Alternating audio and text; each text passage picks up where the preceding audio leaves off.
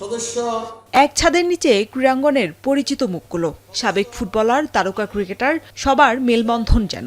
সবাই মিলে গড়েছেন বাংলাদেশ জেলা এবং বিভাগীয় ক্রীড়া সংগঠক অ্যাসোসিয়েশন। উদ্দেশ্য খুঁড়িয়ে খুঁড়িয়ে চলা দেশের ক্রীড়াঙ্গনে প্রাণ ফেরানো, যেন নতুন বাংলাদেশের ক্রীড়াতেও পালা বদলের গল্প রচিত হয়। এরই মধ্যে দেশিদের পাশাপাশি বাংলাদেশি বংশোদ্ভূত ইংলিশ তারকা হামজা চৌধুরীর অন্তর্ভুক্তিতে দেশের ফুটবলে প্রাণের সঞ্চার ঘটেছে। শুধু ফুটবল নয়, দেশের ক্রিকেটেও অনন্য এক উচ্চতায় নিতে খেলোয়াড়দের পাশাপাশি যোগ্য ব্যক্তিদের দায়িত্ব নেওয়ার আহ্বান জানালেন সাবেক অধিনায়ক তামিম ইকবাল।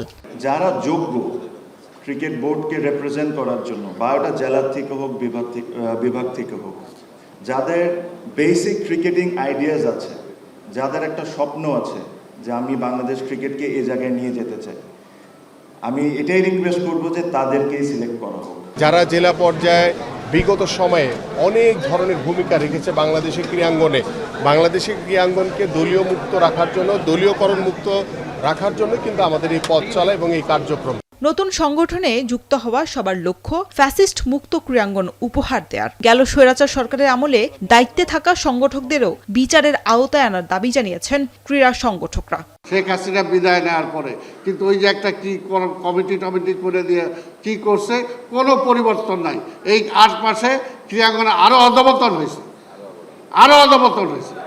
তো যদি হাসিনাকে জবাব দিতে হয়, তাহলে আজকে ক্রীড়াঙ্গনে যারা আছে এদেরকেও জবাব দিতে হবে, এখন যারা দায়িত্ব নিয়ে আছে। আমরা সবাই মিলে বাংলাদেশের ক্রীড়াঙ্গনকে আরও সমৃদ্ধ করতে চাই। রাজনীতিক ক্ষেত্রে যা হয় হোক, আমরা ক্রীড়াঙ্গনকে রাজনীতির বাইরে রাখব।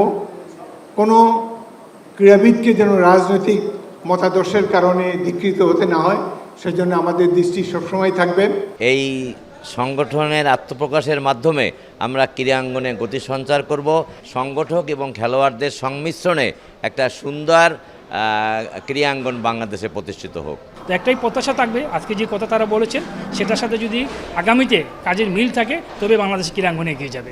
নতুন এই সংগঠনের হাত ধরে এগিয়ে যাবে দেশের ক্রীড়াঙ্গন, এই প্রত্যাশা ক্রীড়াপ্রেমীদের।